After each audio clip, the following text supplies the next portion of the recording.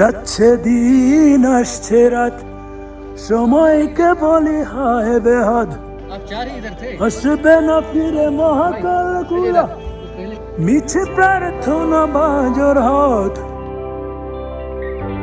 এখানে যা আছে এরকম কি আর কি হবে? এই যে অবস্থা, পুরো বরফ হয়ে গেছে। হাতে যদি কি আঙ্গুল কেটে ফালায় দেয় টের পাবো না, কারণ মাইনাস 6 ডিগ্রি চলতেছে, এই স্যার 6 ডিগ্রি সেলসিয়াস মাইনাস তাপমাত্রা। তাহলে অবস্থা বুঝুন কি অবস্থা। সবাই পড়ছে, উঠছে, যাচ্ছে, দিন রাত যাচ্ছে, সময় আসছে, দিন যাচ্ছে রাত আসছে।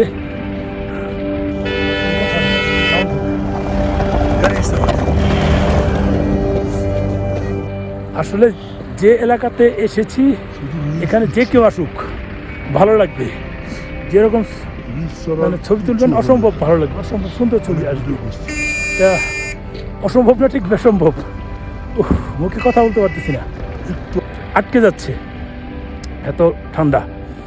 ঠিক আছে, তারপরেও যেহেতু ভিডিও দিচ্ছি কথা বলতে হচ্ছে, বারবার তো এখানে আসবো না।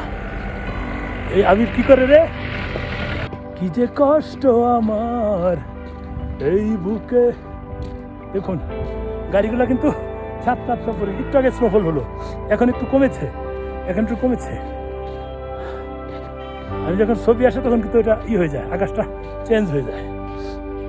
এখানে দেখুন, যদি আমি আকাশটা দিই আমি চেঞ্জ হবো, আকাশটাই দিলাম, আমারটা কম দিলাম, এটা কিন্তু ভালো লাগছে ছবি। এটা হলে এদিকে আবার চেঞ্জ হয়ে যায়।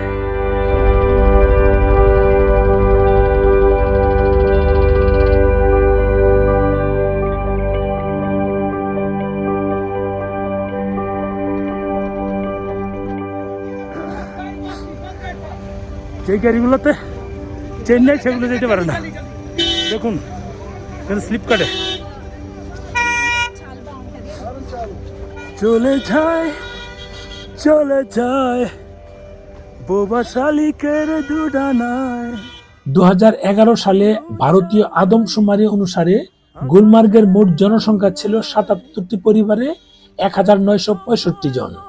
এখানে পুরুষের সংখ্যা 1957 জন, অর্থাৎ মহিলার সংখ্যা কেবল 8 জন, এবং 0 থেকে 6 বছর বয়সের মধ্যে কোনো শিশু নেই। গুলমার্গে সাক্ষরতার হার 99.24%, যেখানে রাজ্যের গড় সাক্ষরতার হার 67.16।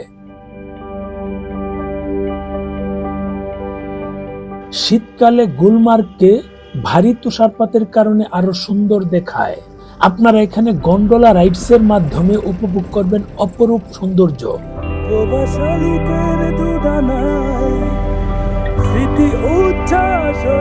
এরপর সন্ধ্যায় আমরা শ্রীনগর থেকে হোটেলে এসে রাত্রি যাপন করব।